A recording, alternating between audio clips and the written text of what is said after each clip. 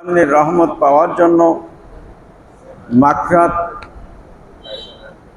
পাওয়ার জন্য, ক্ষমা করানোর জন্য, নিজের গুনাহ মাফির জন্য, জাহান্নাম থেকে পরিত্রাণের জন্য বান্দার অসংখ্য পথ রয়েছে। তার মধ্যে রমজান শরীফ হলো উত্তম একটা মাস। এই মাসে রব্বুল আলামিন যে ফজিলাত রেখেছেন এবং সময়ের যে বিশেষ করে রাত্রে ইবাদতের যে ফজিলাত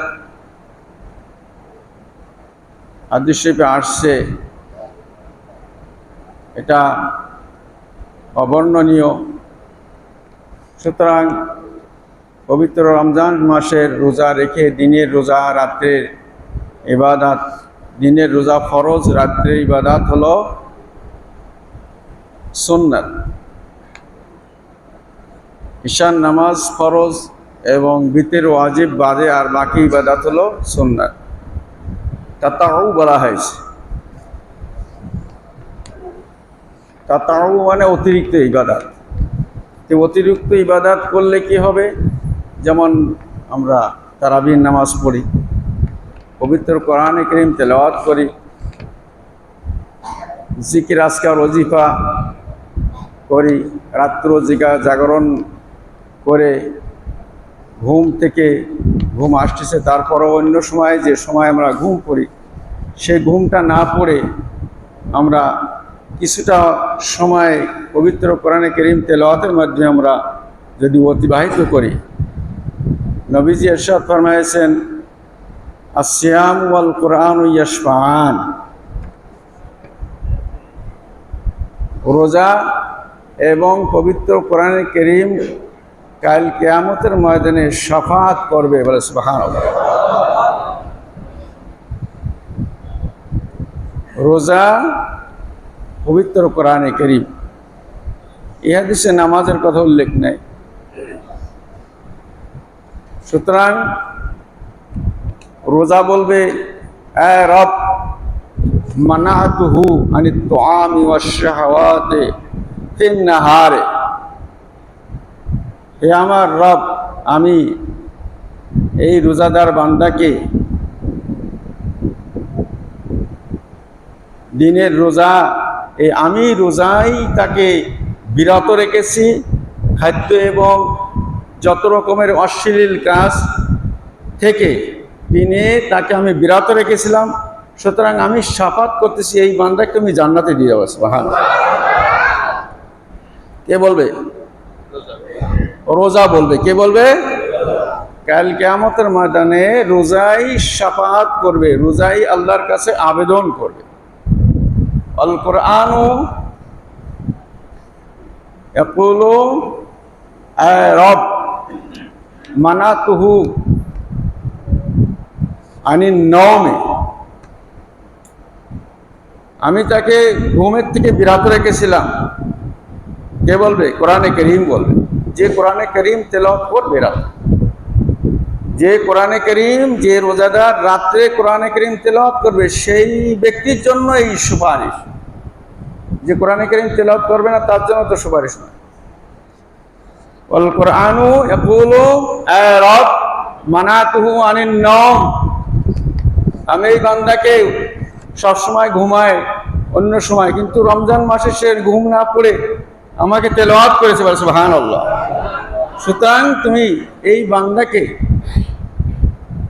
জন্য আমি কোরআনে কারীমের শাফাআত তুমি কবুল করো। সুবহানাল্লাহ। ফায়ুশফান, হুজুর রাহমাতুল্লাহ আলাইহি ইরশাদ ফরমাচ্ছেন, এই রোজা এবং কোরআনে কারীমের সুপারিশ আল্লাহ কবুল করবেন। বলে সুবহানাল্লাহ। সুতরাং তাদের এই রোজাই এবং পবিত্র কোরআন তাকে জান্নাতের যাওয়ার ওসিলা হয়ে যাবে, জান্নাতে যাবে তার। সুবহানাল্লাহ। আল্লাহুম্মা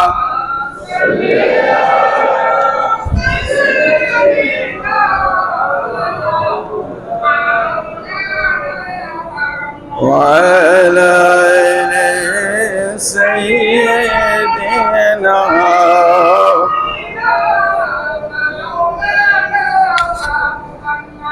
খুব লম্বা হাদিস, শাবানের শেষে রাসূল পাক সাল্লাল্লাহু আলাইহি ওয়াসাল্লাম ইরশাদ ফরমাইছেন, তার ভিতরে এই লাইলাতুল কদর সম্পর্কে ফি রমজান লাইলাতুন খায়রুম মিন আলফি শাহর, কোরআনে কারীমে সম্পর্কে সূরা কদরও নাযিল হয়েছে। সুতরাং এই লাইলাতুল কদর ফিল আশারিল আওয়াখির, রমজান শরীফের শেষ 10 দিনের মধ্যেই, এবং ফিল ভিতরে বেজরের মধ্যেই এটা পাওয়া গেছে। বহু হাদিস শরীফ থেকে রাসূল পাক সাল্লাল্লাহু আলাইহি ওয়াসাল্লাম ইরশাদ ফরমাইছেন এ সম্পর্কে।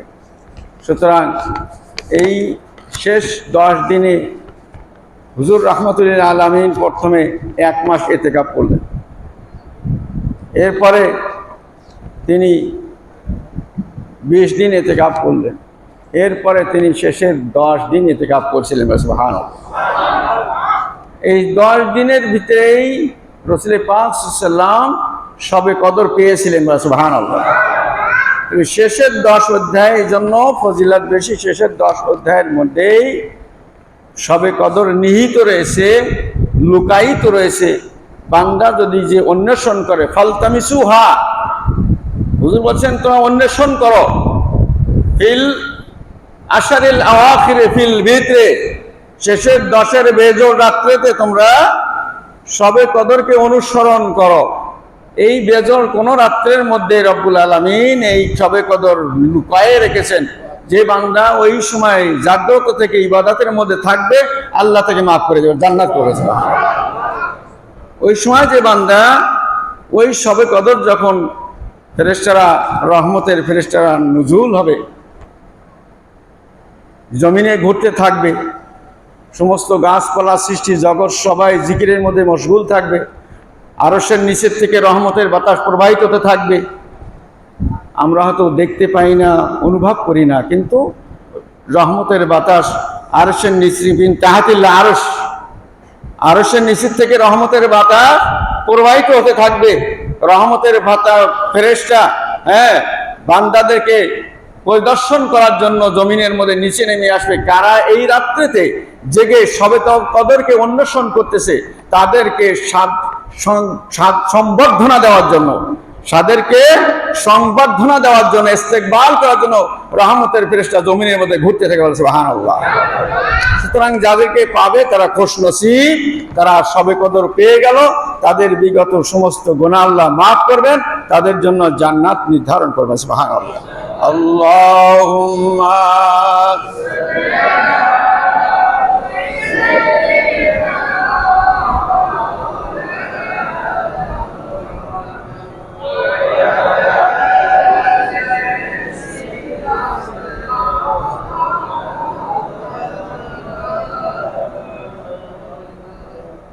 ইতিকাফ সম্পর্কে পবিত্র কোরআনে কারীমে আসছে,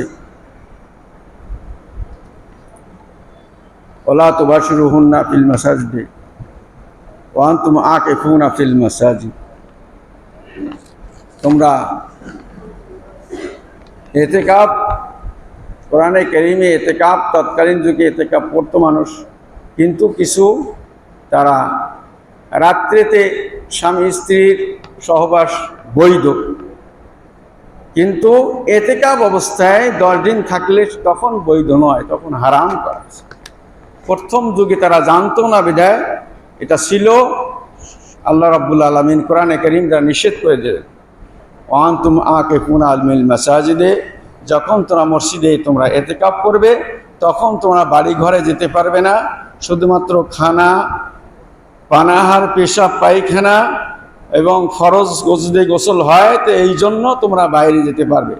নচেৎ এই ছাড়া তোমরা বাকি সময় মসজিদের মধ্যে ইবাদতের উদ্দেশ্যে রাসূল পাক সাল্লাল্লাহু আলাইহি ওয়াসাল্লামের সুন্নতের পায়রবির খেয়ালে, আমার নবীজি করেছেন তাই আমি নবীর অনুসরণ করতেছি, বলে সুবহানাল্লাহ। এর মধ্যেই আল্লাহর সন্তুষ্টি। আমি করতেছি এটা আমার ইবাদত নয়, আমার নবী করেছেন তাই নবীর অনুসরণ করতেছি আমি, এই খেয়ালে মসজিদে ইতিকাফের নিয়তে আসতে হবে। ইতিকাফের জন্য রোজার শর্ত, ইতিকাফ যিনি করবেন রোজাদার হতে হবে। তো এই শেষ 10 দিন সুন্নতে মুআক্কাদা কিফায়া বলা হয়েছে আমাদের মাযহাবে। আল ইতিকাফু সুন্নাতুন মুআক্কাদাতুন ফিল আশরিল আখির মিন রমজান সুন্নাতুন কিফায়াতুন লিআন্না নবী সাল্লাল্লাহু আলাইহি ওয়াসাল্লাম ওয়াজাবা আলাইহি ফিল আশরিল আওয়াখির মিন রমজান। এটা ফুকাহায়ে কেরামদের কওল যে সুন্নাতে মুআক্কাদা এই শেষ 10, কোন জায়গায় 5 দিন করে, 3 দিন করে, এটা সুন্নাতে মুআক্কাদা কিফায়া আদায় হবে না। যারা 3 দিন করবে, 5 দিন করবে, 7 দিন করবে, সুন্নতে মুআক্কাদা কিফায়া তাদের জন্য আদায় হবে না। ইতিকাফে সওয়াব পাবে, কিন্তু আমার নবীজির সুন্নাতের পায়রবি হবে না। আমার নবীজির কথা বলেন না কেন? আমার নবীজির সুন্নাতের অনুসরণ হবে না, নিজের মতো হবে। কি ইতিকাফ হবে কার মতো? তাই পীর সাহেব করুক আর ইমাম করুক আর যে করুক না কেন, এটা নবীর সুন্নাত হবে না। তাই যে দরবারে যেখানে যা করুক না কেন, নবীর সুন্নাত পালন করতে হলে শেষের 10 দিন পুরাপুরি ইতিকাফের নিয়তে নবীর সুন্নাতের পায়রবির খেয়ালে বসতে হবে। তাহলে নবীর সুন্নাতের পায়রবি হবে, নবী আল্লাহ সন্তুষ্ট হবেন। সুবহানাল্লাহ। সদস্য আল্লাহুম্মা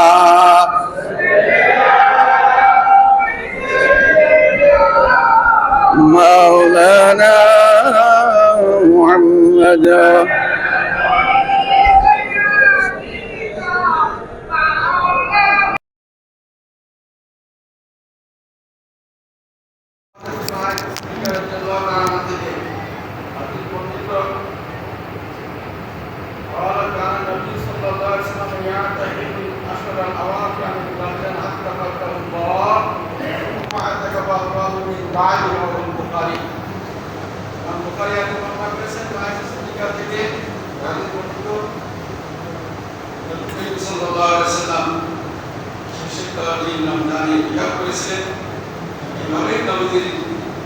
দুনিয়া থেকে বিদায় নিয়েছেন।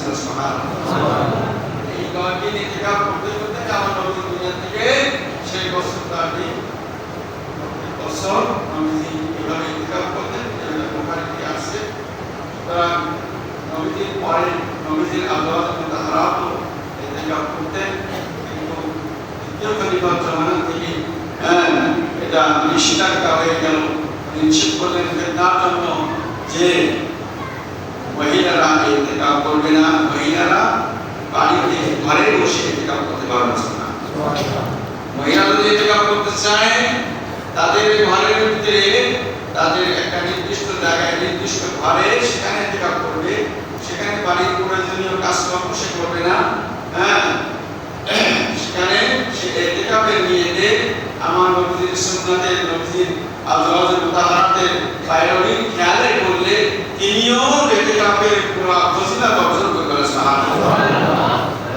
মহিলাদেরকে ইতিকাফ হয় وحرم عليه الخروج إلا لحاجة الإنسان طبيعة كبول وغائط وغسل لا احترام। হারাম করা হয়েছে বাইরে যাওয়া। যারা ইতিকাফ করবেন তাদের জন্য হারাম বাইরে যাওয়া, কিন্তু মানুষের যে শরীরের যে বিষয় কিছু আছে তবিয়ত করা হয়, মানুষের প্রয়োজন, যেমন খাদ্য খাওয়া, পেশাব পায়খানা করা, যদি গোসল ফরজ হয় এটা।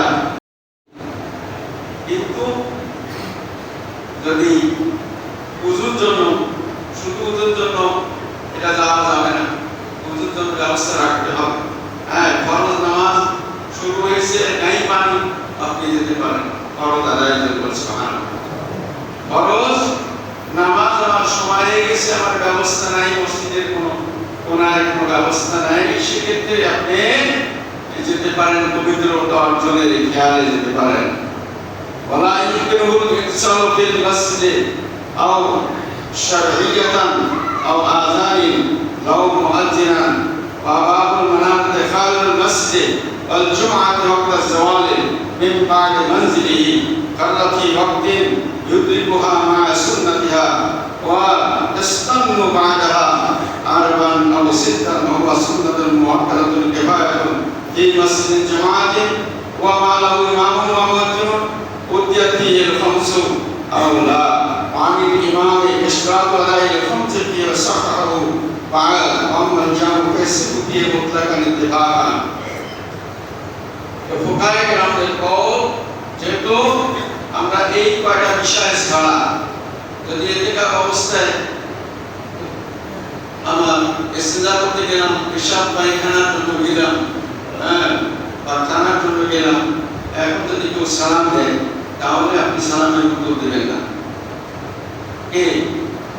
বাইরের লোক জানে না, দেখছে একটা মুসল্লি, তিনি জানেন না এই মোতাকে ইতিকাফ করতেছেন, জানেন না, সালাম দিন, কিন্তু আপনি সালামের উত্তর দেবেন না। আপনি বাইরে থাকা অবস্থায় সালামের উত্তর দেবেন না। কোথায় দেবেন? সালাম দিয়ে উত্তর দেওয়া ওয়াজিব, না? সালাম দেওয়া সুন্নাত, উত্তর দেওয়া ওয়াজিব। তাহলে ওদের এটা তরফ হয়ে যাচ্ছে, এই উত্তরটা দেবেন আপনি মসজিদে প্রবেশ করে তারপর আলাইকুম আসসালাম বলবেন। কথা বুঝতে পারছেন?